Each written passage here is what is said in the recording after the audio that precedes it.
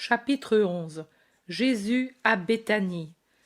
Il fait bon rester ainsi, au repos, dans l'amour des amis et près du Maître, dans les journées ensoleillées qui annoncent déjà un précoce sourire de printemps, à regarder les champs qui ouvrent leurs sillons à un verdoiement innocent des grains qui poussent, à regarder les prés qui rompent le vert uniforme de l'hiver avec les premières fleurettes multicolores, à regarder les haies qui, dans les endroits les plus ensoleillés, présentent déjà le sourire des boutons qui s'ouvrent, à regarder les amandiers qui déjà moussent à leur sommet avec les premières fleurs qui éclosent. Et Jésus en jouit, et de même les apôtres, et aussi les 3 amis de Béthanie. Elle semble si loin la malveillance, la douleur, la tristesse, la maladie, la mort, la haine, l'envie, tout ce qui est peine, tourment, préoccupation sur la terre. Les apôtres tous jubilent et le montrent. Ils disent leur conviction, oh, si sûre, si triomphante, que désormais Jésus a vaincu tous ses ennemis, que sa mission continuera désormais sans obstacle, qu'il sera reconnu comme Messie, même par ceux qui s'obstinaient davantage à le nier. Et ils parlent un peu exaltés, rajeunis, tant ils sont heureux, en faisant des projets pour l'avenir, en rêvant tellement et si humainement. Le plus exalté, à cause de sa mentalité qui le porte aux extrêmes, c'est Judas de Kériote. Il se félicite d'avoir su attendre et d'avoir su agir. Il se félicite de sa longue foi dans le triomphe du Maître. Il se félicite d'avoir défié les menaces du Sanhédrin. Il est tellement exalté qu'il finit par dire aussi ce qu'il a toujours tenu caché jusqu'ici, au milieu de l'étonnement et de la stupéfaction de ses compagnons. Oui, il voulait m'acheter, il voulait me séduire par des flatteries, et en voyant qu'elles ne servaient pas, par des menaces. Si vous saviez. Mais moi, je les ai payés de la même monnaie. J'ai feint de l'amour pour eux, comme eux pour moi. Je les ai flattés comme eux me flattaient, et je les ai trahis comme eux voulaient me trahir, parce que c'est cela qu'ils voulaient, me faire croire que c'était dans une bonne intention qu'ils éprouvaient le Maître pour pouvoir le proclamer solennellement le Saint de Dieu. Mais moi, je les connais, et dans toutes les choses qu'ils me disaient vouloir faire, je m'y prenais de façon que la sainteté de Jésus se manifestât vraiment avec plus d'éclat que le soleil de midi dans un ciel sans nuages. Jeu dangereux que le mien, s'il l'avait compris, mais j'étais prêt à tout, même à mourir, pour servir Dieu dans mon Maître. Et ainsi, je savais tout. Et, parfois, je vous aurais semblé fou, mauvais, sauvage, si vous aviez su. Moi seul, je connais mes nuits, les précautions que je devais prendre pour faire du bien, sans attirer l'attention de personne. Vous me suspectiez tous, quelque peu, je le sais, mais je ne vous garde pas rancune. Ma manière de faire, oui, pouvait faire naître des soupçons, mais mon but était bon, et je ne me préoccupais que de cela. Jésus ne sait rien, ou plutôt je crois que lui aussi me soupçonne, mais je saurai me taire, sans exiger de lui sa louange. Et taisez-vous, vous aussi. Un jour, dans les premiers temps que j'étais avec lui, et toi, Simon le Zélote, et toi, Jean de Zébédée, vous étiez avec moi. Lui me fit un reproche parce que je m'étais vanté d'avoir le sens pratique. Depuis lors, moi, je ne lui ai jamais fait ressortir cette qualité, mais j'ai continué de l'employer, pour son bien. J'ai agi comme une mère pour son enfant inexpérimenté. Elle enlève les obstacles de son chemin, elle plie pour lui les branches sans épines, et lève celle qui peut le blesser, ou bien, par des gestes avisés, elle l'amène à faire ce qu'il doit savoir faire et à éviter ce qui est mal, sans même que son fils s'en aperçoive. Ainsi, le Fils croit être arrivé par lui-même à marcher sans trébucher, à cueillir une belle fleur pour sa mère, à faire ceci ou cela spontanément. J'ai fait la même chose avec le maître, car la sainteté ne suffit pas dans un monde d'hommes et de Satan. Il faut aussi combattre à armes égales, au moins en homme. Et parfois, même un rien de fourberie d'enfer, ce n'est pas mal de l'arranger parmi les armes. C'est mon idée. Mais lui ne veut pas en entendre parler. Il est trop bon. Bon, moi je comprends tout et tout le monde, et je vous excuse tous des mauvaises pensées que vous pouvez avoir eues sur mon compte. Maintenant, vous savez.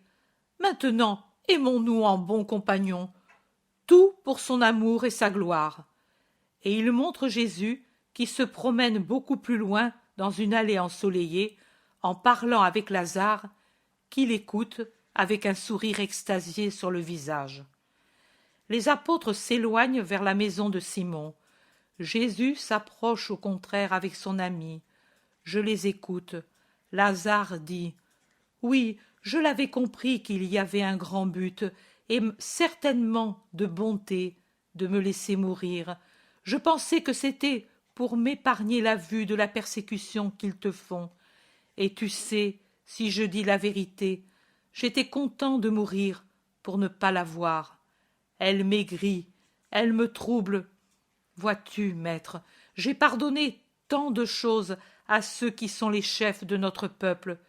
J'ai dû pardonner jusqu'au dernier jour, Helkias. Mais la mort et la résurrection ont annulé tout ce qui s'y rapportait. Pourquoi me rappeler leurs dernières actions pour m'affliger? J'ai tout pardonné à Marie, elle semble en douter, et même, je ne sais pourquoi, depuis que je suis ressuscité, elle a pris à mon égard une attitude si... Je ne sais comment la définir. Elle est d'une douceur et d'une soumission si étrange dans ma Marie.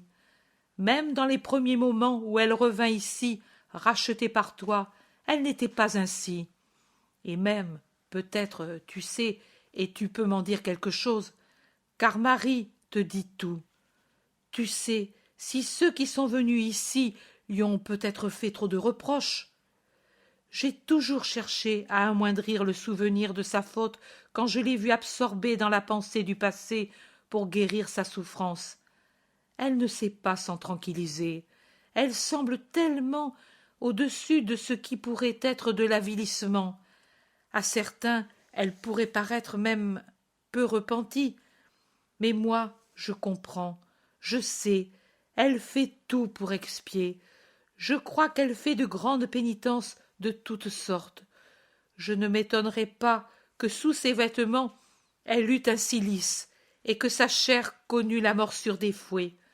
Mais l'amour fraternel que j'ai et qui veut la soutenir en mettant un voile entre le passé et le présent, les autres ne l'ont pas.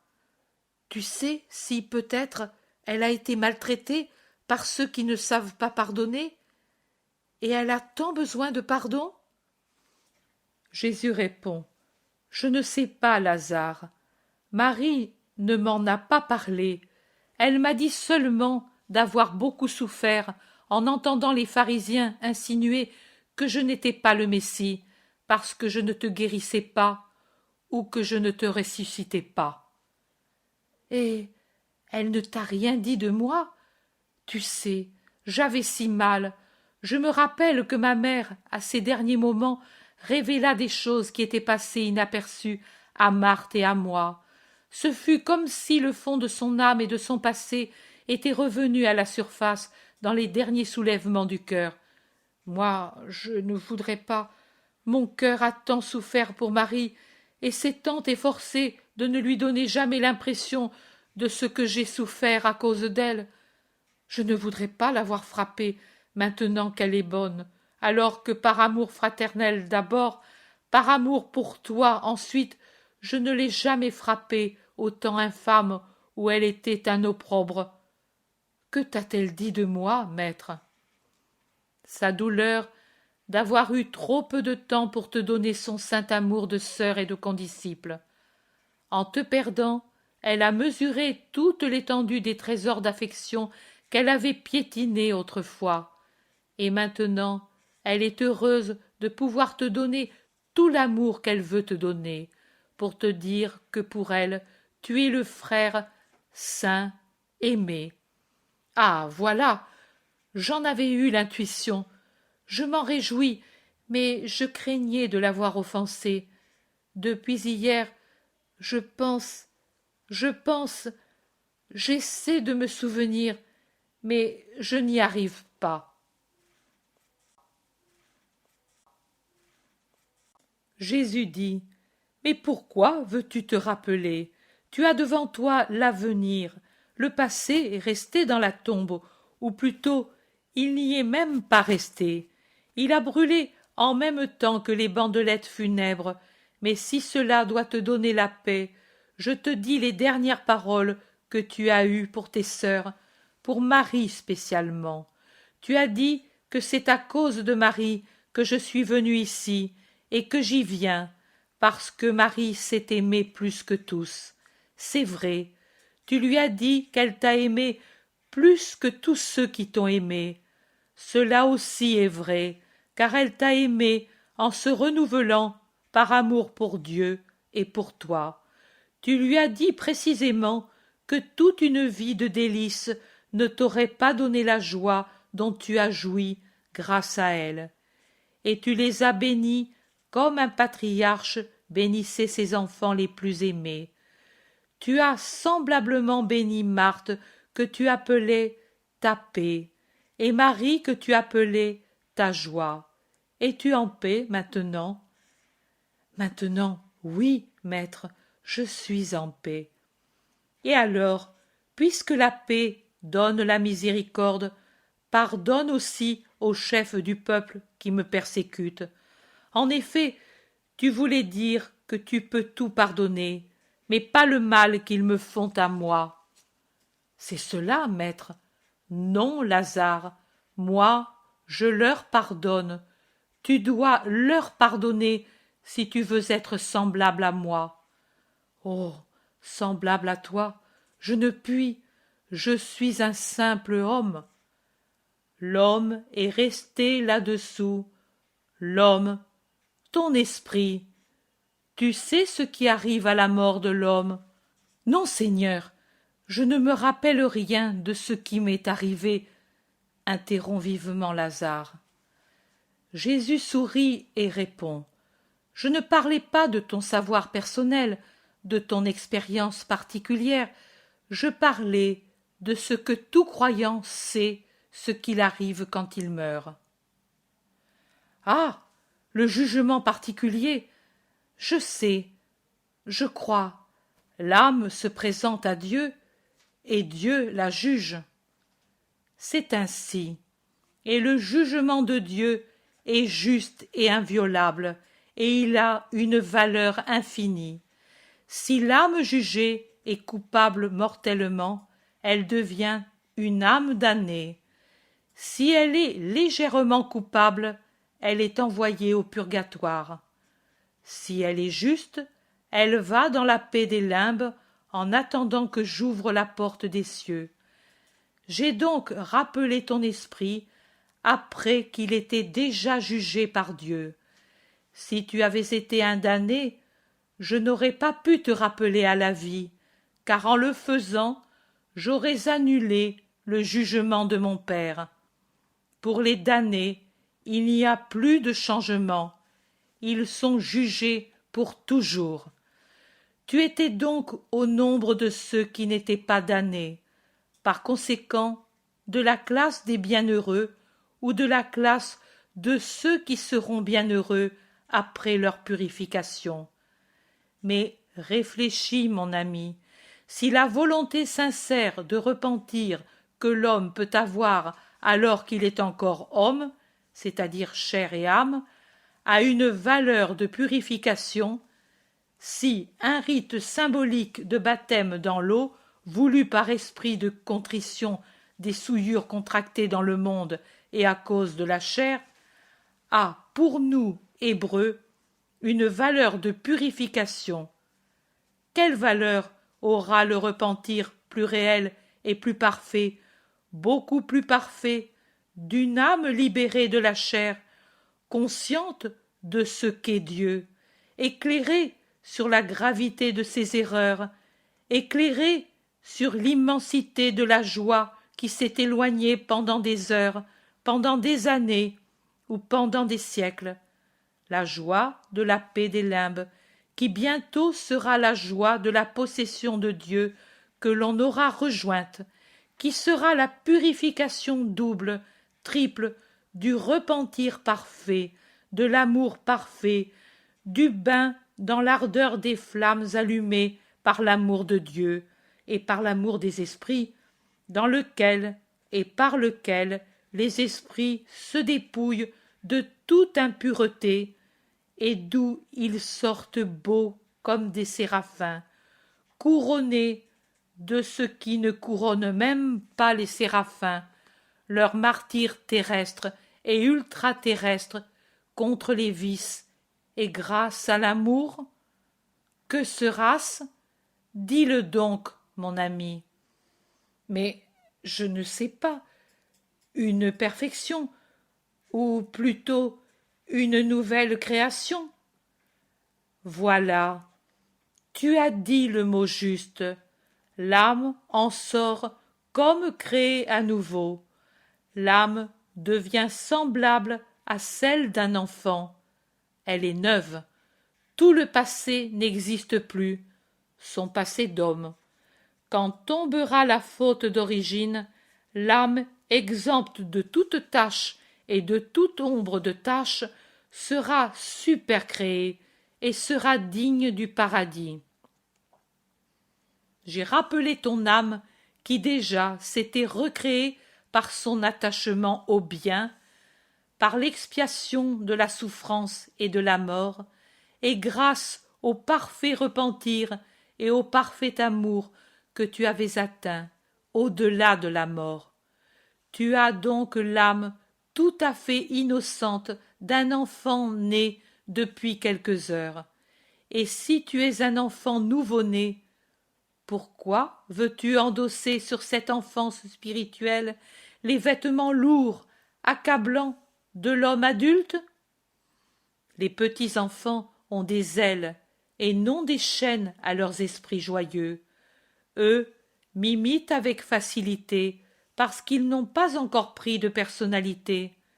Ils se font comme je suis, car sur leur âme vierge de toute empreinte peut s'imprimer sans confusion de lignes ma figure et ma doctrine. Ils ont l'âme exempte de souvenirs humains, de ressentiments, de préjugés. Il ne s'y trouve rien, et je puis y être, moi qui suis parfait, absolu, comme je suis dans le ciel. Toi qui es comme rené, nouvellement né, car dans ta vieille chair la puissance motrice est nouvelle, sans passé, pure, sans trace de ce qui a été, toi qui es revenu pour me servir, rien que pour cela, tu dois être comme je suis, plus que tous. Regarde-moi bien, mire-toi en moi, et réfléchis-toi en moi.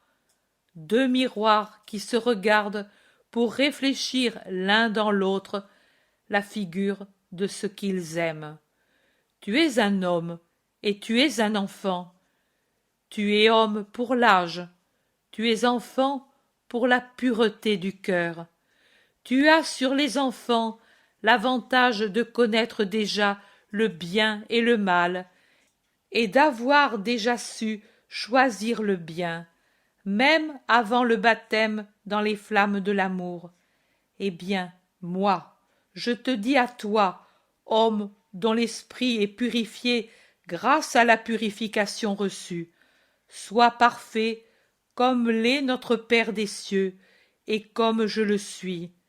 Sois parfait, c'est-à-dire sois semblable à moi qui t'ai aimé au point d'aller contre toutes les lois de la vie et de la mort, du ciel et de la terre, pour avoir de nouveau sur la terre un serviteur de Dieu, et pour moi un véritable ami, et au ciel un bienheureux, un grand bienheureux. Je le dis à tous, soyez parfaits. Et eux, pour la plupart, n'ont pas le cœur que tu avais, digne du miracle, digne d'être pris comme instrument pour une glorification de Dieu en son Fils bien-aimé. Et eux n'ont pas tes dettes d'amour envers Dieu. Je puis le dire, je puis l'exiger de toi. Et en premier lieu, j'exige que tu n'aies pas de rancœur pour ceux qui m'ont offensé et m'offensent. Pardonne, pardonne, Lazare. Tu as été plongé dans les flammes allumées par l'amour. Tu dois être amour pour ne plus jamais connaître autre chose que l'étreinte amoureuse de Dieu. Et en agissant ainsi, j'accomplirai la mission pour laquelle tu m'as ressuscité? En agissant ainsi, tu l'accompliras. Cela suffit, Seigneur, je n'ai pas besoin d'en demander et d'en savoir davantage. Te servir était mon rêve. Si je t'ai servi même dans le rien que peut faire celui qui est malade et mort, et si je pourrais te servir dans tout ce que peut faire quelqu'un qui a recouvré la santé, mon rêve est réalisé, et je ne demande rien de plus. Que tu sois béni, Jésus, mon Seigneur et mon Maître, et qu'avec toi soit béni celui qui t'a envoyé. Béni soit toujours le Seigneur, Dieu Tout-Puissant.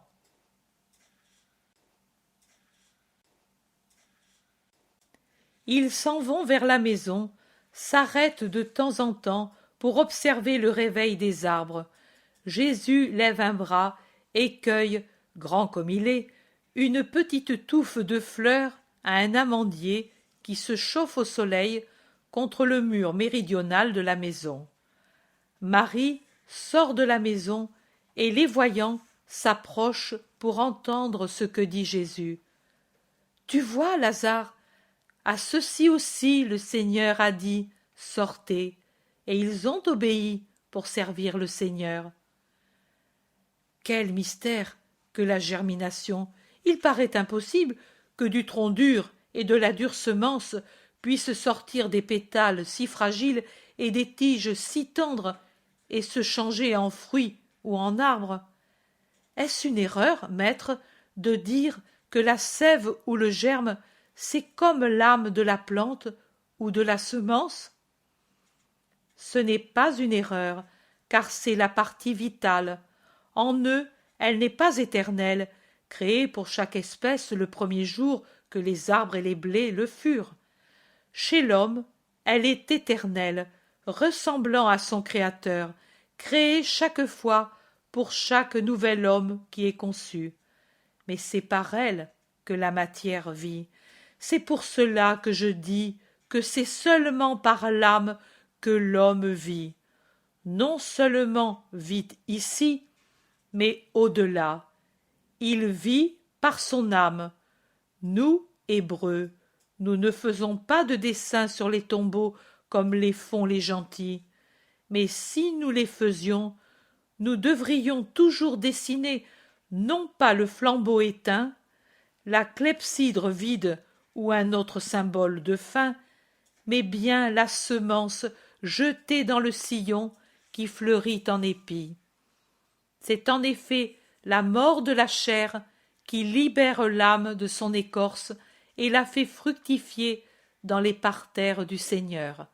La semence, l'étincelle vitale que Dieu a mise dans notre poussière et qui devient épi si nous savons par la volonté et aussi par la douleur rendre fertile la motte qui l'enserre.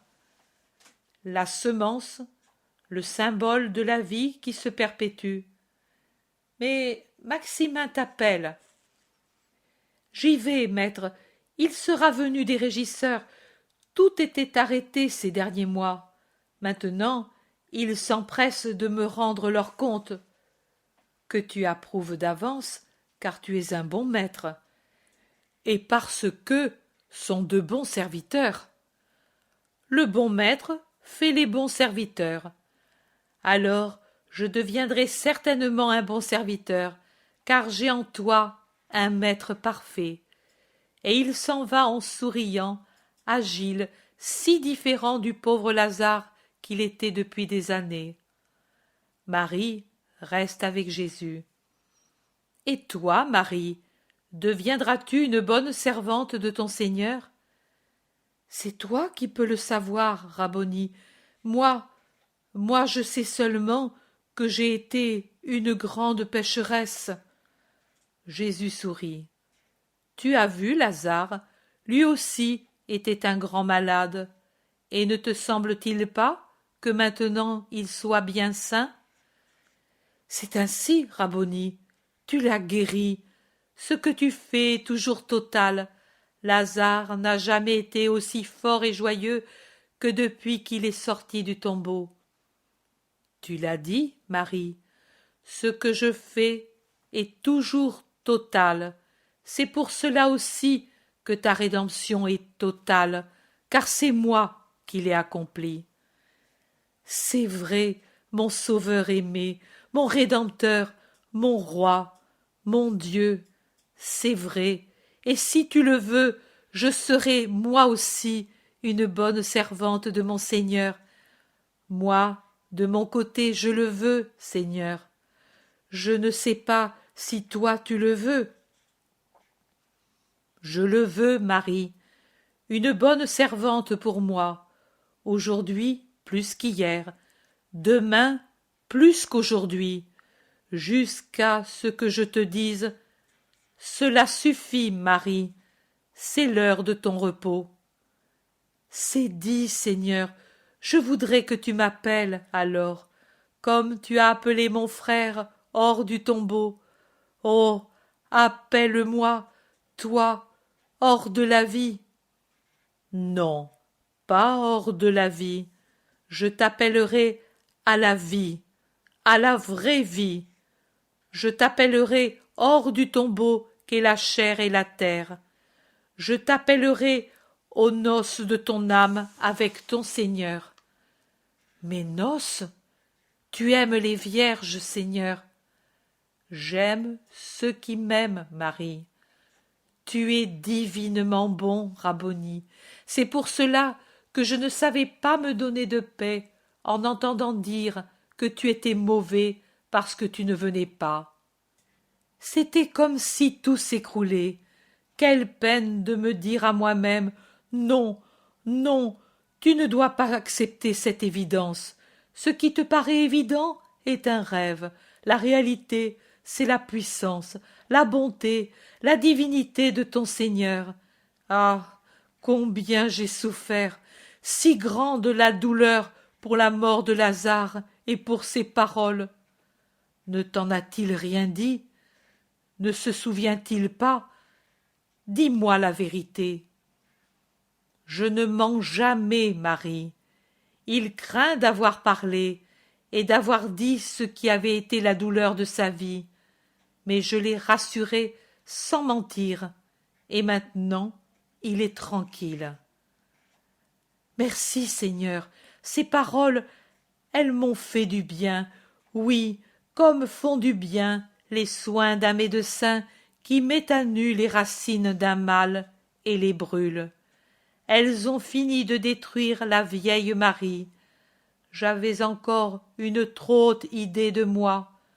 Maintenant, je mesure le fond de mon abjection, et je sais que je dois faire une longue route pour le remonter. Mais je la ferai si tu m'aides. Je t'aiderai, Marie, même quand je m'en serai allée, je t'aiderai. Comment, mon Seigneur? En accroissant ton amour dans une mesure incalculable. Pour toi, il n'y a pas d'autre voie que celle-là. Trop douce pour ce que j'ai à expier.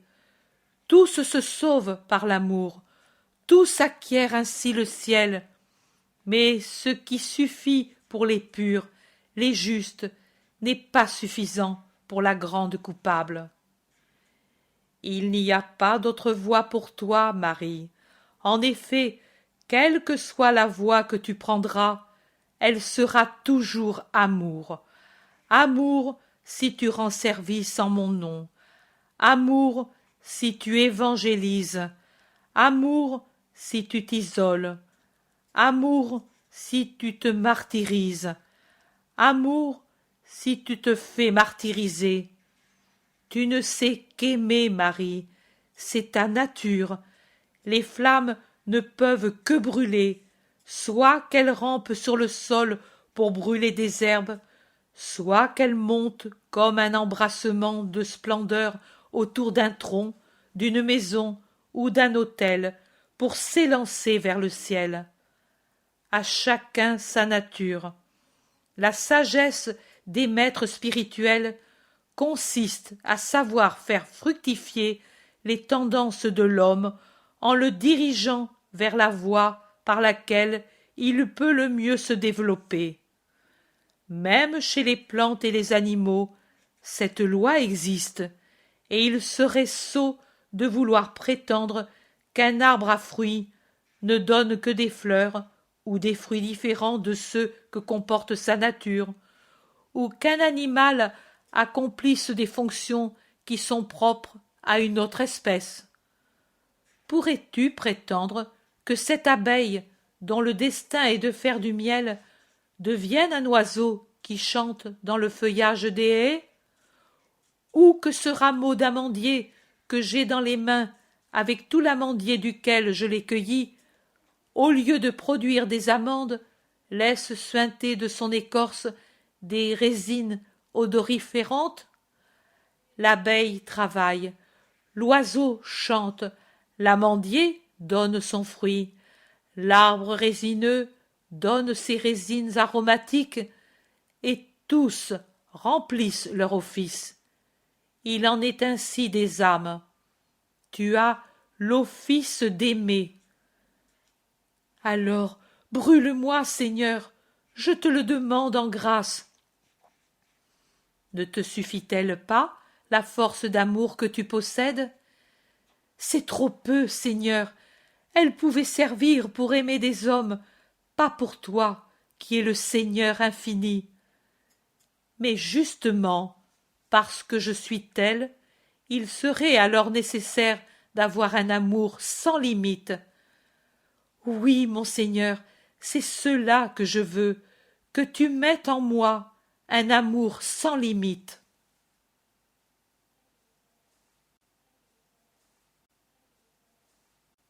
Jésus poursuit. Marie, le Très-Haut qui sait ce qu'est l'amour, a dit à l'homme: tu m'aimeras de toutes tes forces. Il n'exige pas davantage, car il sait que c'est déjà un martyre d'aimer avec toutes ses forces.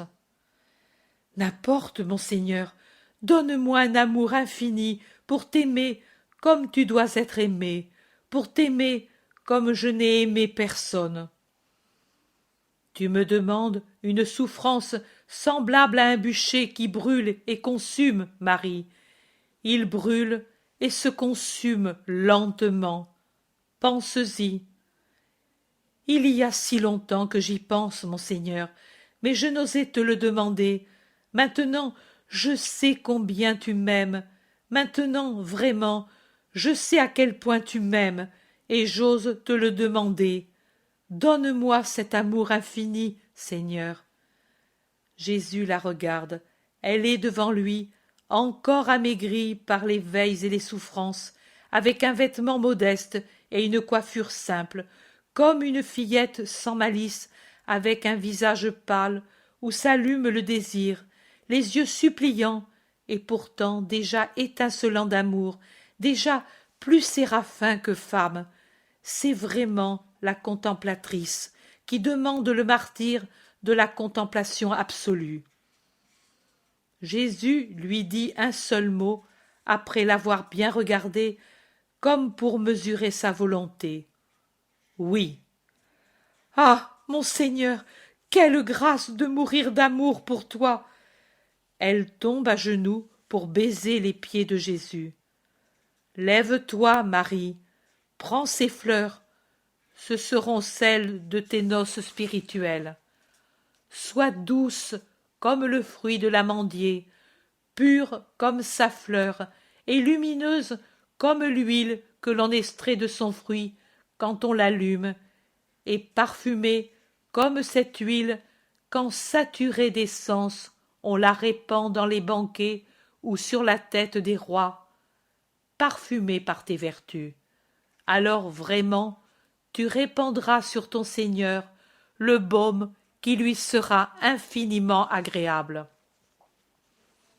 Marie prend les fleurs, mais ne se lève pas de terre et embaume à l'avance par son amour avec ses baisers et ses larmes répandues sur les pieds de son maître. Lazare les rejoint.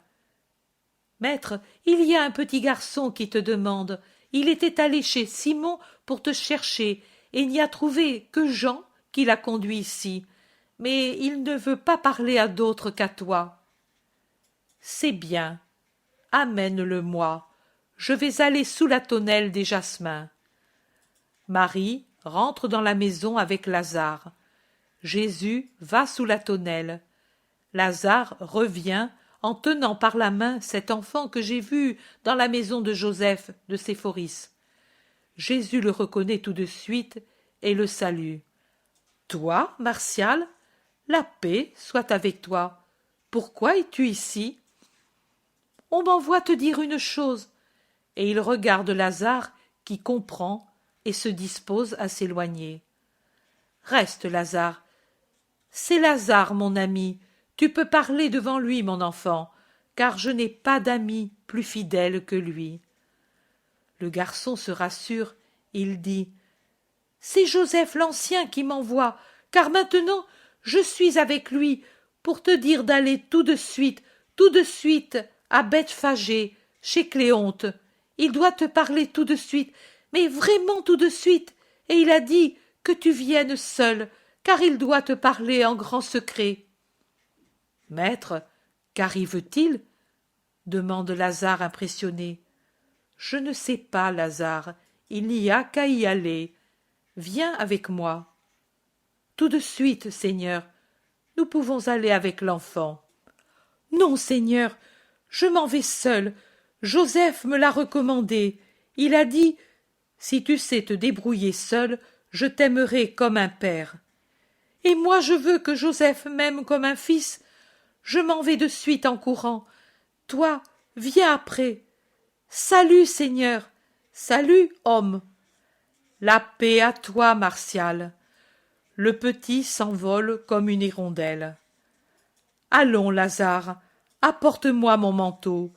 Moi je vais en avant, car, comme tu le vois, l'enfant n'arrive pas à ouvrir la grille, et certainement il ne veut appeler personne. Jésus va vivement à la grille, Lazare vivement à la maison. Le premier ouvre les fermetures de fer à l'enfant qui s'en va en vitesse. Le second apporte le manteau à Jésus, et à côté de Jésus, il marche sur la route vers Bethphagée. Lazare demande « Que peut bien vouloir Joseph pour envoyer si secrètement un enfant ?» Un enfant échappe à ceux qui peuvent surveiller, répond Jésus. Tu crois que, tu soupçonnes que, tu te sens en danger, Seigneur ? J'en suis certain, mon ami. Comment ? Même maintenant ? Mais tu ne pouvais pas donner une preuve plus grande. La haine croît sous l'aiguillon de la réalité. Oh, c'est à cause de moi, alors, je t'ai nui. Ma peine est sans pareille, dit Lazare vraiment affligé. Ce n'est pas à cause de toi. Ne t'afflige pas sans motif. Tu as été le moyen, mais la cause a été la nécessité, tu comprends, la nécessité de donner au monde la preuve de ma nature divine. Si ce n'avait pas été toi, cela aurait été un autre, car je devais prouver au monde que, en Dieu que je suis, je peux tout ce que je veux. Et ramener à la vie quelqu'un qui est mort depuis plusieurs jours et déjà décomposé, ce ne peut être l'œuvre que de Dieu. Ah, tu veux me consoler, mais pour moi, ma joie, toute ma joie est dissipée. Je souffre, Seigneur. Jésus fait un geste comme pour dire « Qu'y faire ?» et ils se taisent ensuite tous les deux. Ils marchent vivement, la distance est courte entre Béthanie et Bethphagée, et ils ont vite fait d'arriver. Joseph fait les 100 pas sur la route à l'entrée du village. Il a le dos tourné quand Jésus et Lazare débouchent d'un sentier caché par une haie. Lazare l'appelle.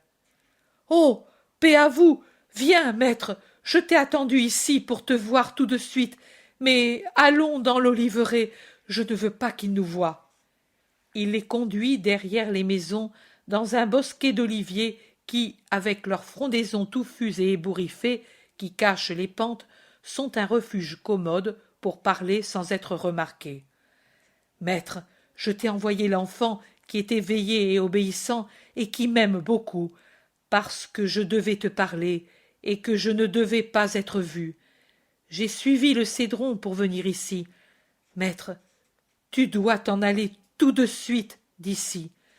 Le Sanhédrin a décrété ton arrestation et demain, dans les synagogues, on lira le décret. Quiconque sait où tu te trouves a le devoir de l'indiquer. Je n'ai pas besoin de te dire, Lazare, que ta maison sera la première perquisitionnée. Je suis sorti à Sexte du temple et je me suis hâté, car pendant qu'il parlait, j'avais déjà fait mon plan.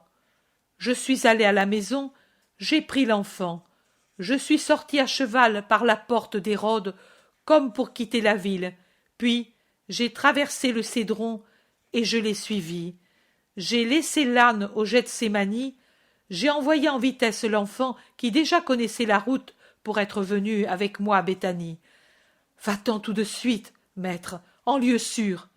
Sais-tu où aller? As-tu où aller? Mais ne suffit-il pas qu'il s'éloigne d'ici, de la Judée, tout au plus? Cela ne suffit pas, Lazare. Ils sont furieux. Il faut qu'il aille où eux ne vont pas. Mais ils vont partout, eux. Tu ne voudrais pas que le maître quitte la Palestine. Mais que dois-je te dire? Le Sanhédrin le veut. C'est à cause de moi, n'est-ce pas? Dis-le. Oui, à cause de toi, plutôt parce que tous se convertissent à lui, et eux ne veulent pas de cela. Mais c'est un crime, c'est un sacrilège, c'est... Jésus, pâle mais calme, lève la main pour imposer le silence, et il dit « Tais-toi, Lazare, chacun fait son travail, tout est écrit. Je te remercie, Joseph, et je te certifie que je m'en vais. Va, va, Joseph, qu'il ne remarque pas ton absence. Que Dieu te bénisse. Par Lazare, je te ferai savoir où je suis. Va, je te bénis, toi, Nicodème, et tous ceux qui ont le cœur droit. » Il l'embrasse et ils se séparent. Jésus revient avec Lazare par l'oliveraie à Béthanie, alors que Joseph va vers la ville.